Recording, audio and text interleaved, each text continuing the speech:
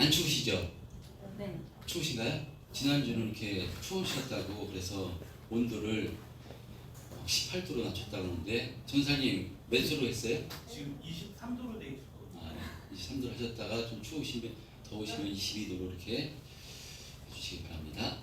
광고 말씀 하나 드리겠습니다. 다음 주일은 예배 후에 우리 남전도에서요. 우리 남전도에서 마지막 주일날 이렇게 국수를 하면서 이렇게 식사를 준비하는데 한 주 당겨서 예배 후에 용곡동 수자원공사 밑에 바로 가까운데 이렇게 삼계탕 집을 이렇게 또 예약을 했다고 합니다. 그래서 지난번에 이렇게 광덕에 못 가고 그래가지고요. 그 삼계탕 집에서 이렇게 식사를 준비했다고 하니까 식사 후에 이렇게 맛있게 식사하시면서 장마도 좀 길고 올 여름 장마 끝나면 또 날씨가 상당히 뜨거울 거라고 하는데 또 힘을 내서 이렇게 맛있게 드시고 힘을 내서 힘있게 신앙생활 하시면 저와 여러분 되었으면 좋겠습니다. 네. 자, 오늘도 계속해서 이렇게 사도행전 말씀을 통해서 은혜를 나누기를 원하는데요.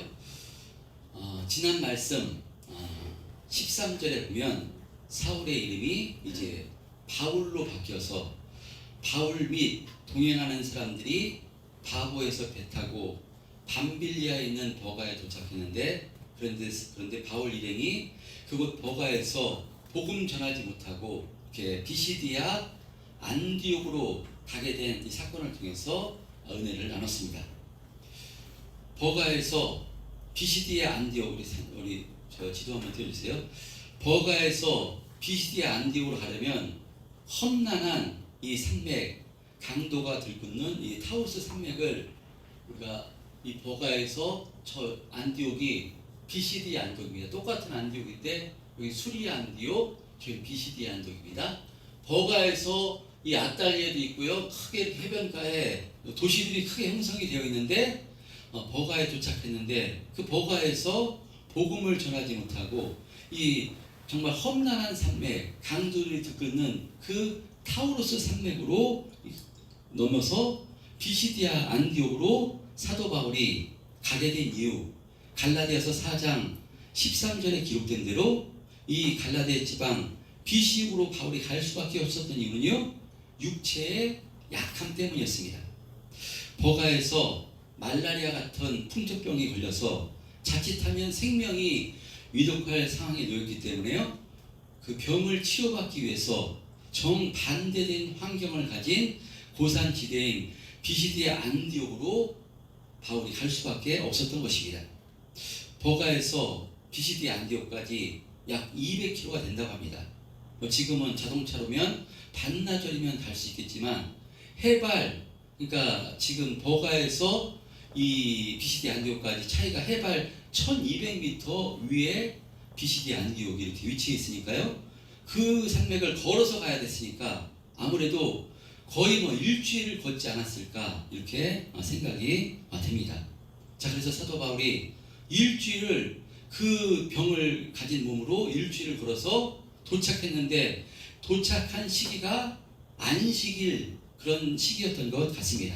자, 그래서요 바울과 바나바는 혹시라도 복음을 전할 수 있지 않을까, 기회를 얻지 않을까 싶어서 이 그 비시디아 안디옥에는요 회당이 있었습니다. 회당이 있었다는 것은 유대인들 10명만 모이면 회당을 만들었는데요, 그러니까 많은 유대인들이 모여 있었습니다. 그래서 그 회당에 들어가서 이제 들어가게 되는 것인데, 이 회당에서 그 유대인들이 예배하는 그 방식은요, 회당을 관리하는 회당장이 있었는데 이 회당장이 그 율법을 낭독하고 또 낭독한 율법을 그 교훈을 그 설교하는 설교자를 지명하는 형식으로 이 당시 이렇게 예배가 진행됐습니다. 자, 그러니까요 회당에는 일반 회중석이 있고 랍비들이 앉아있는 그런 자리들이 구별되어 있었는데, 그러니까 바울은 누군가 하면 바울은 율법학자였던 가말리알의 제자로서 최고의 율법학자였고 바나바도 정통 레인이었기 때문에요 회당에 들어가서 랍비석에 아마 앉았을 것입니다. 그럴 때 오늘 본문 15절에 보면요 율법과 선지자의 글을 읽은 후에 회당장이 사람을 보내서요. 회당장이 사람을 보내서 바울과 바나바에게 백성에게 만일 권할 말이 있으면 바로 하거라, 말이 있으면 하라고 이렇게 설교 요청을 합니다. 자, 그러자 누가 일어나는가 하면요, 16절 한번 합독해 보겠습니다. 16절 시작.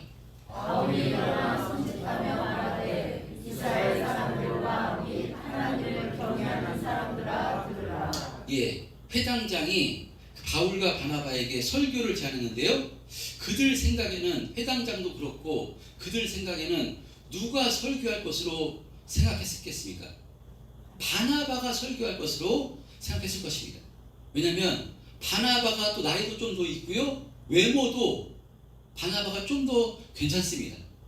바울은 외모가 좀 부족하다고 성경에 정확하게 나와 있지는 않지만 이렇게 비유적으로 말씀하고 있는데, 또 바울은 지금 풍토병으로 인해서 병자입니다.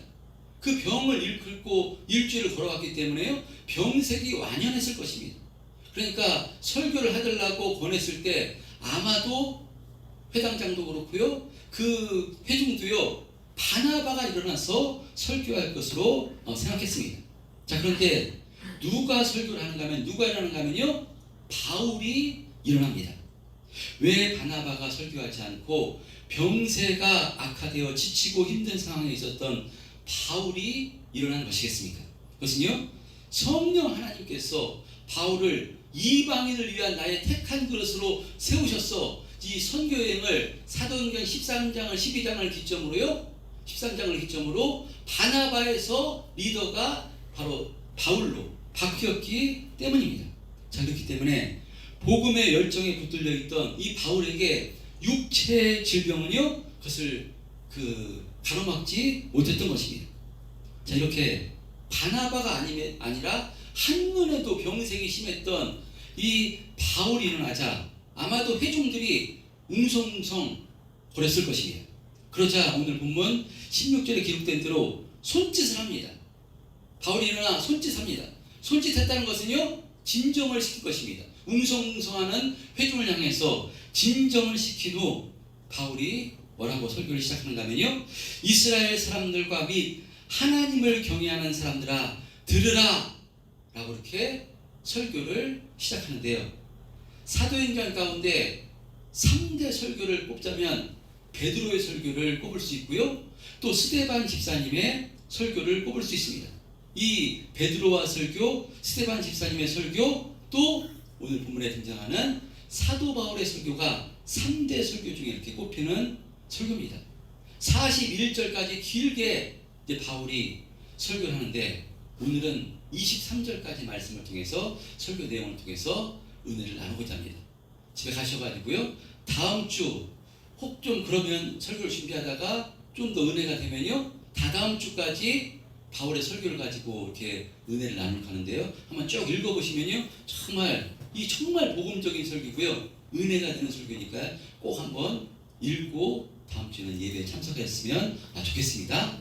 자, 17절에서부터 바울이 설교하는데요, 19절까지 한번 천천히 한번 합독해 보겠습니다. 시작. 이 이스라엘 백성의 하나님이 우리 조상들을 택하시고 애굽 땅에서 나눠낸 그 백성을 높여 큰 건너으로 인도하여내사 광야에서 약 40년간 그들의 소유를 삼으시고 가나안 땅 일부 족속을 멸하사 그 땅의 기업을 주시기까지 약 450년간이라. 예, 바울은 지금 복음을 전하기 위해서 지금 무엇을 얘기하는가 하면요, 이스라엘 역사를 지금 이야기합니다. 회중이 누군가 하면요, 회중이 유대인들입니다.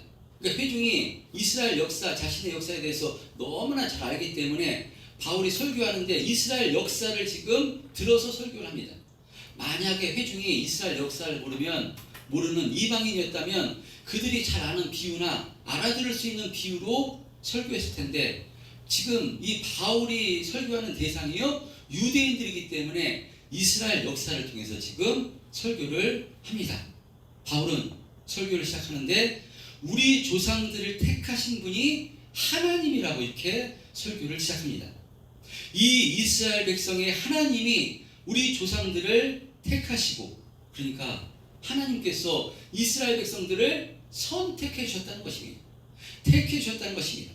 이렇게 하나님께서 이스라엘 백성들을 택하셔서 애굽 땅에서 나그네된 그 이스라엘 백성들을 높여 권능으로 인도하여 내사, 그러니까 하나님께서 애굽 땅에서 종살이하던 이스라엘 백성들을 출애굽 시켜주셨다는 것입니다.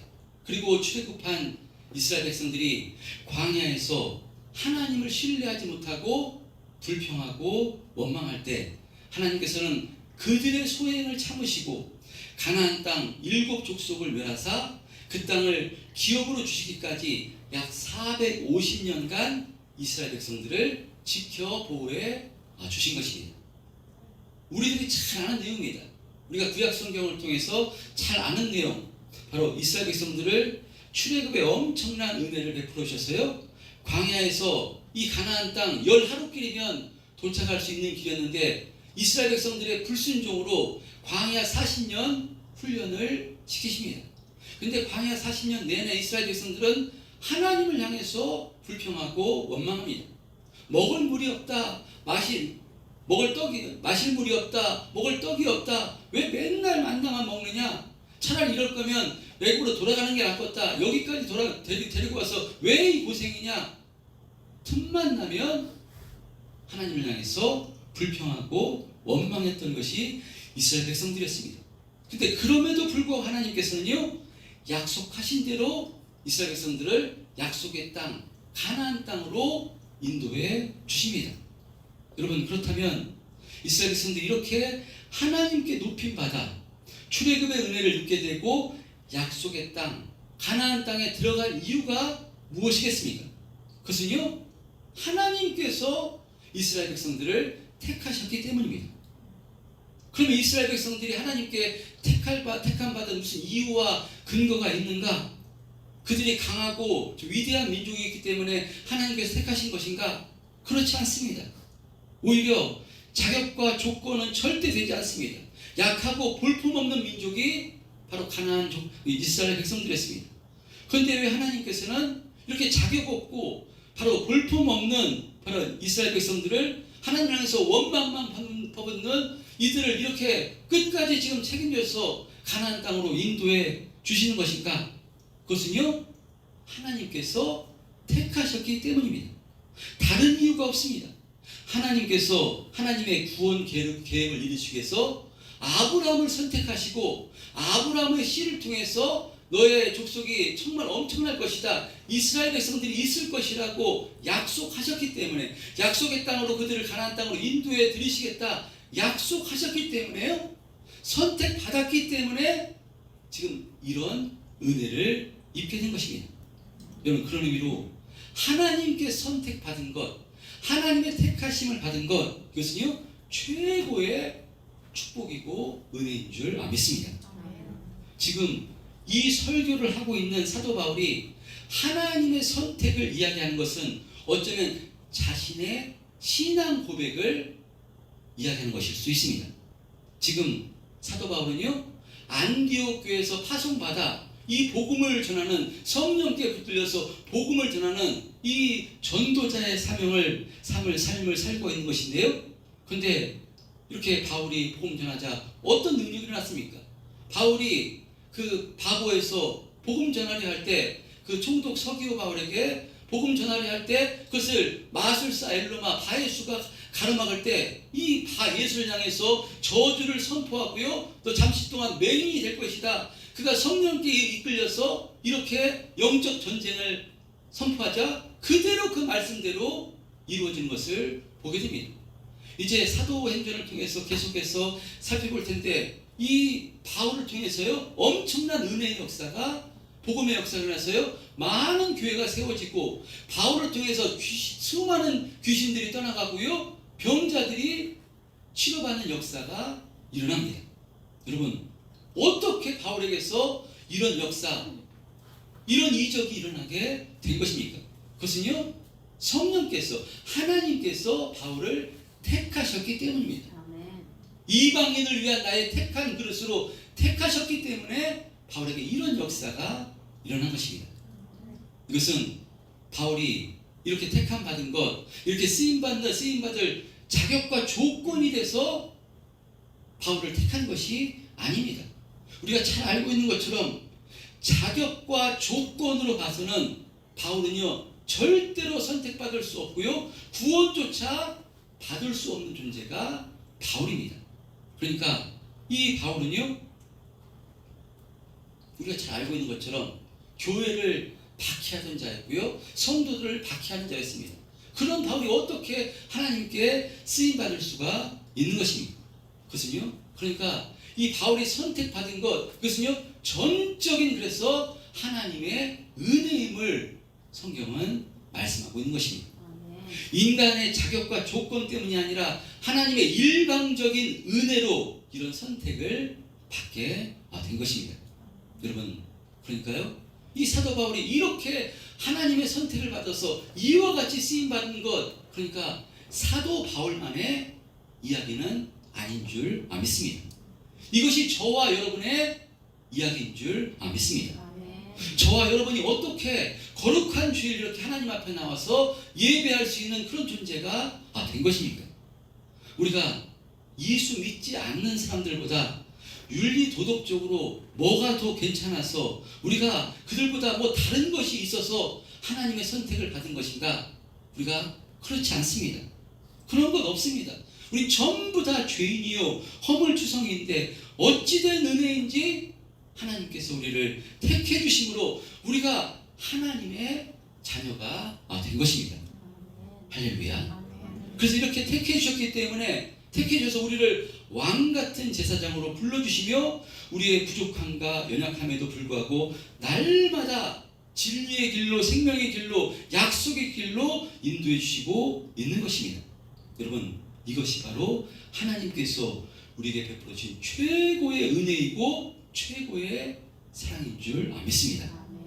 그러므로 성령을 통해서요 이 하나님의 선택을 받았다는 것 이것을 성령으로 믿음으로 확신하는 사람은요 우리의 상황과 여건에 관계없이 하나님께서 반드시 우리를 지켜 보호해주심으로 그 약속하신 그 영원한 천국으로 인도해 주실 것을 확신하기 때문에요 날마다 그 은혜에 붙들려 감사하게 되는 것이고 하나님께 붙들려 있음이 믿어지기 때문에 강하고 담대하게 믿음의 길을 힘있게 걸어가게 되는 줄 믿습니다. 여러분 하나님이 우리 아버지신데 하나님 우리를 반드시 지켜 보여주시겠다고 약속하셨는데 그것을 어느 누가 가늠할 수가 있겠습니까? 어느 무엇이 방해할 수가 있겠습니까? 그런 것 없습니다. 방해할 수 없습니다. 그렇기 때문에 이 하나님이 믿음되면 이 하나님이 믿어지면요 강하고 담대하게 신앙생활하고 강하고 담대하게 승리하는 삶을 살게 되는 줄 믿습니다. 자 이렇게 하나님께서 이스라엘 백성들을 택하여 가나안 7 족속을 멸하사 약속의 땅 가나안 땅으로 인도하신 후에 20절에는요 또 바울이 이렇게 설교합니다. 20절에 보면 그 후에 선지자 사무엘 때까지 사사를 주셨다고 이렇게 말씀합니다. 하나님께서는 이스라엘 백성들을 가나안 땅으로 인도하신 후에 이스라엘 백성들에게 사사를 허락하셔서 하나님께서 사사를 통해서 통치하십니다. 사사란 재판관, 심판자라는 의미로요. 이스라엘 백성들을 재판할 뿐 아니라 이스라엘 백성들이 위기에 닥쳤을 때 그들을 구원하시기 위해서 하나님께서 세우신 지도자입니다. 자, 이와 같이 사사 시대가 350년간 지속되는데 근데 하나님께서는요 모든 것을 아시는 전능하신 하나님이시기 때문에 이스라엘 백성들이 자신들에게도 왕을 세워달라 할 것을 미리 아시고 왕을 세울 자로 마지막 사사이자 선지자인 사무엘을 세우시는데 이렇게 세우신 이 사무엘이 나이마나 늙었을 때 그 두 아들 사사가 되는데 그 두 아들이 패역한 모습을 행할 때 장로들과 백성들이요 그 패역한 두 아들을 핑계로 자신들도 다른 나라처럼 인간 왕을 세워달라고 요구를 합니다. 그런데 이스라엘 백성들이 자신들에게도 왕을 세워달라고 하는 것은요 사무엘 자신과 자신의 두 아들의 다스림을 받지 않겠다는 것입니다. 그런데 이것은 단순히 사무엘의 다스림을 받지 않겠다는 것이 아니라요, 사무엘을 세운 자가 세운 분이 하나님이기 때문에 하나님의 통치를 받지 않겠다는 것입니다. 그래야 할 때 사무엘이 이 문제를 가지고 하나님께 기도합니다. 기도할 때 하나님께서 어떤 말씀을 하시는가 하면요, 사무엘상 8장 7절에 보면요, 하나님께서 기도하는 사무엘에게 이와 같은 응답을 주시는데요, 사무엘상 8장 7절 한번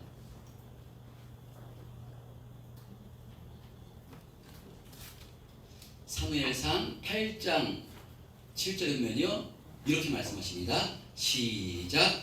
여호와께서 사무엘에게 이르시되 백성이 내게 한 말을 다 들으라. 이는 그들이 너를 버리지 아니요 나를 버려 자기들의 마음에 들지 못하게 함이라. 예, 이렇게 하나님께서 응답하십니다. 여호와께서 사무엘에게 이르시되 백성이 내게 한 말을 다 들으라. 이는 그들이 너를 버림이 아니요 나를 버려 자기들의 왕이 되지 못하게 함이니라 라고 사무엘을 위로하십니다. 사무엘, 너를 버린 것이 아니라, 너를 부정하는 것이 아니라, 이것은 나를 버린 것이, 나를 부정하는 것이다. 내가 통치하는 것을 지금 원하지 않는 것이다 라고 그 마음이 어려워 있는 사무엘을 위로하십니다. 이렇게 이스라엘 백성들이 하나님께 다른 나라들처럼 자신들에게도요, 인간 왕을 세워달라는 것은 하나님의 통치를 무시하고 하나님을 버리는 행위입니다. 그런데 이런 악을 행하는 이스라엘 백성들을 하나님께 어떻게 하십니까? 그렇다면 하나님께서 거절하는 그들을 징계하고 심판하는 것이 아니라요, 그런데 사무엘서에 보면 하나님께서 원하는 대로 왕을 세워주라고 하시는 것을 보게 됩니다. 왜 그런가 하면요, 이스라엘 백성들은 하나님 앞에 패역하고 하나님의 뜻을 거절하고 그들은 실패하나 하나님께서는 이스라엘 백성들을 택하셨기 때문에 하나님은 포기하지 않으시고 하나님의 뜻을 이루시기 위함인 것입니다. 그래서 이스라엘 백성들의 요구대로 처음에 이스라엘 백성들에게 왕 세워달라고 요구할 때 세워준 왕이 누군가면요, 바로 베냐민 지파 기스의 아들 사울을 이렇게 허락하십니다. 이렇게 왕을 세워달라고 했을 때 바로 이스라엘 최초의 왕이 사울입니다. 그러니까 사울도요, 하나님의 택하심에 의해서 이스라엘의 첫 번째 왕으로 세움받은 인물입니다. 분명히 사울도 하나님으로부터 특별한 은총을 받은 자가 사울입니다. 그런데 하나님께서는 그를 세운 지 40년 뒤에 그를 패하시고 다윗을 왕으로 세우십니다. 그래서 다윗을 향해서 뭐라고 말씀하는가 하면요, 22절 하반부에 보면요, 내가 이세 아들을 만나니 내 마음에 맞는 사람이라 내 뜻을 다 이루리라 하시더니, 하나님께서 다윗을 얼마나 인정해 주신가 하면, 다윗을 그는 내 마음에 맞는 사람이다, 내가 그를 통해서 내 뜻을 이룰 것이다 라고 이렇게 말씀하십니다. 그래서 하나님의 뜻을 이루시는데요, 오늘 본문 23절에 어떤 뜻을 이루시는가 하면요, 합독해 보겠습니다. 시작. 하나님이 약속하신 대로 이 사람의 후손에서 이스라엘을 위하여 그들을 세우셨으니 곧 예수라. 예, 다시 한번 하겠습니다. 우리 좀 은혜되는 말씀이니까 지금 집중하셔서 우리 한번 한 목소리로 우리 청년들도 시작. 하나님이 약속하신 대로 이 사람을 이 후손에서 이스라엘을 위하여 구주를 세우셨으니 곧 예수라. 이와 같이 다윗을 통해서 하나님의 뜻을 이루시겠다고 했는데 그 뜻이 무엇인가 하면 그 이세 후손 다윗을 가리킵니다. 다윗을 통해서 이스라엘을 구원할 구원주이신 예수 그리스도를 하셨다는 것입니다. 그러면 바울은 이스라엘 백성들에게 누가 구주라고 지금 선포하고 있는가 하면요, 바로 예수님이 구주라고 지금 선포하고 있는 것입니다. 바울은 지금 누구에게 설교하는가 하면요, 회당에 모여있는 유대인들에게 설교합니다. 근데 유대인들은 자신들은 하나님의 선택을 받은 선민이요 구원받은 백성이라고 지금 생각하고 있었습니다. 자, 그런데 이렇게 생각하고 있는 이들에게, 그러나 구원은 이 구주는 누군가면 바로 예수님이기 때문에 예수님을 영접해야 구원받게 되는 것이라고 지금 선포하고 있는 것입니다. 그래서 38절, 39절에 보면요, 이렇게 바울이 설교하고 있는 것입니다. 38절, 39절 시작. 그러므로 형제들아 너희가 알 것은 이 사람을 입어 죄사함을 너희에게 전하는 이것이며 또 모세의 율법으로 너희가 의롭다 하심을 얻지 못하던 모든 일에도 이 사람을 힘입어 믿는 자마다 의롭게 하심을 믿는 이것이라. 예, 바울은 다윗의 혈통으로 이 땅에 오신 예수님이 우리를 구원할 구원주이시기 때문에 율법을 지켜서 의롭게 되고 구원받는 것이 아니라 예수를 힘입어 예수를 믿는 자마다 의롭게 되고 구원받게 되는 것이라고 지금 선포하고 있는 것입니다.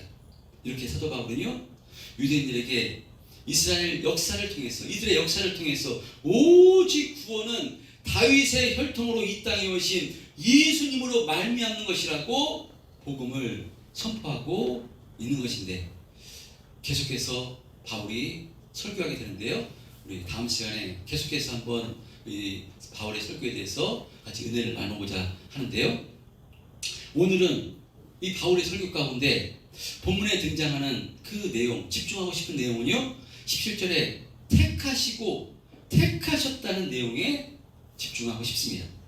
여러분, 어떤 사람이 구원을 받습니까?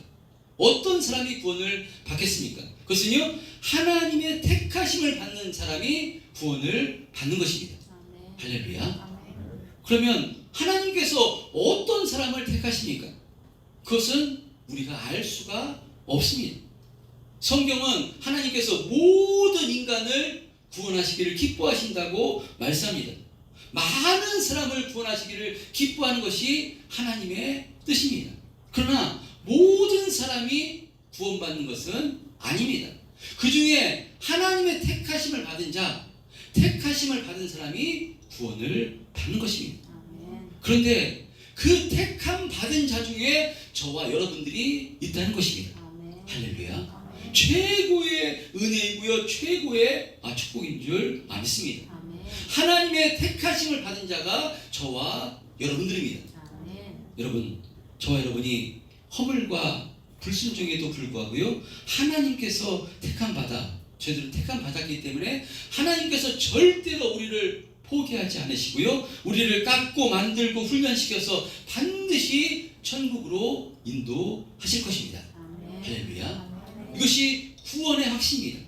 자, 그렇다면 이렇게 하나님께 선택받아 예수를 믿어 하나님의 자녀된 우리들이 이 유한한 이 땅의 삶 가운데 어떤 인생을 살아야 하는 것입니다. 살아야 하는가 하는 것입니다. 여러분, 오늘 본문에 사울도 택하심을 받았습니다. 사울도 택하심을 받고 바울도 택하심을 받았습니다. 그런데 다윗도 택하심을 받았습니다.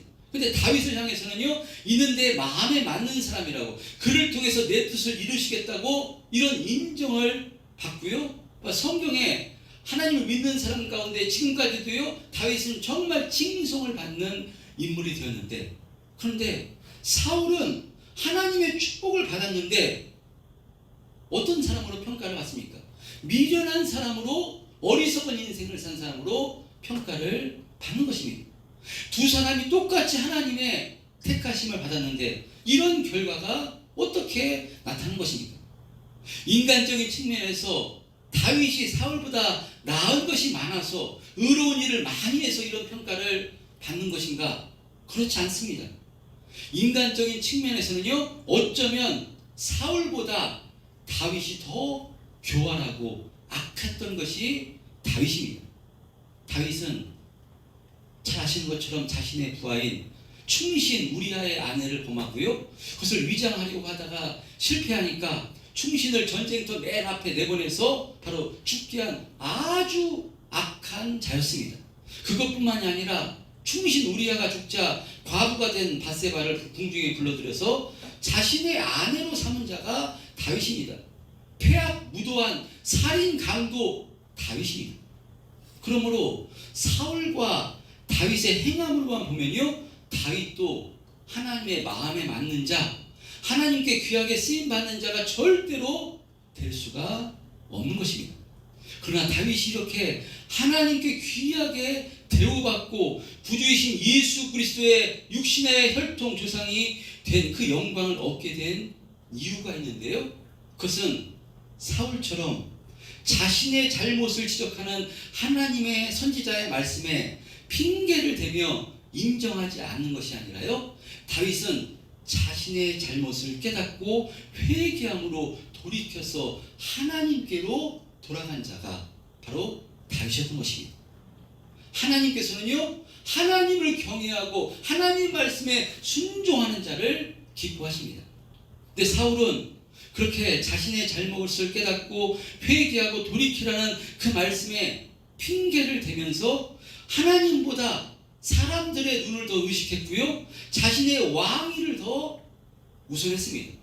아니, 왕을 세우시는 분도 하나님이시요 왕을 폐하시는 분도 하나님이신데, 모든 생사화복을 주관하시는 분이 하나님이신데, 사울은 어리석게도 이 하나님을 의식하지 못하고 자기 자신과 눈에 보이는 것을 더 우선순위로 두므로 하나님께 택함을 받은 참으로 귀한 존재였지만, 그는 어리석은 인생을 산 인물로 계속해서 후대까지, 지금까지 또 계속해서 평가를 받게 되는 것입니다. 여러분, 어떤 인생을 살아야 하겠습니까?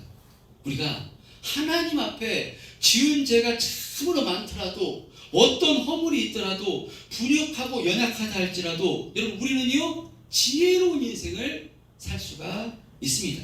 그것은요, 기록된 하나님의 말씀을 통해서, 선포되어지는 하나님의 말씀을 통해서 자신의 잘못된 지나온 모든 것을 주님 앞에 내려놓고 회개함으로 돌이켜서 지금부터라도 주님 기뻐하신 뜻대로 살기를 결단할 때, 살기를 힘쓸 때, 하나님께서는요, 그 사람을 보시고 너도 내 마음에 맞는 사람이다, 내가 너를 축복하리라 라고 인정해 주시고 축복해 주시는 줄 믿습니다. 우리가 주님 기뻐하신 뜻대로 살기를 힘쓰다가 우리의 연약함으로 말미암아 또 넘어지고 쓰러진다 할지라도요, 우리의 심령이 다윗과 같은 심령이 되면요, 하나님께서 그 자리에서 우리를 내팽개 치는 것이 아니라 우리를 위로해 주시고 또 붙들어 주시고 인도해 주셔서요, 우리를 다윗과 같은 사람으로 세워주시고 하나님께서 사용해 주심으로 정말 멋진 인생으로 하나님께서 붙들어 주시는 줄 믿습니다. 여러분, 그런 의미로 저와 여러분은 지혜로운 인생을 사시기를 주님의 이름으로 축원드립니다. 하나님보다, 하나님 말씀보다 더 우선되는 것은 없습니다. 그런데 하나님이 주신 것만 바라봐. 하나님이 다 주셨습니다.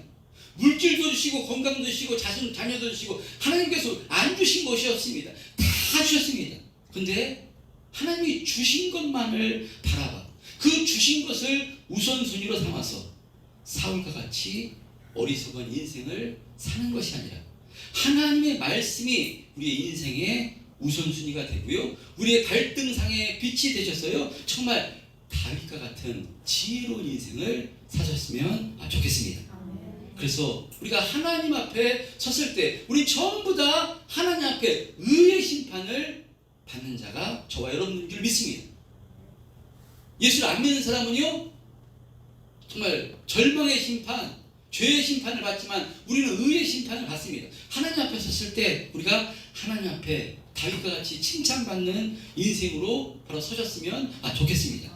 그리고 또 우리 자손들이, 우리 자녀들이 평가할 때, 지금 우리가 사울을 평가합니다.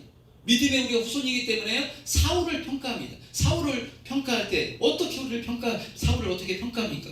그런데 우리가 천국에 가고 난 후에 자손들이 우리를 평가할 때, 우리 부모님은 참 지혜로운 인생을 사셨어, 우리 부모님은 정말 하나님이 우선순위였어, 하나님의 영광을 사셨어, 주의 일에 힘쓰는 삶을 사셨어 라는 그런 자녀들에게 평가를 받는 은혜 있었으면 좋겠습니다.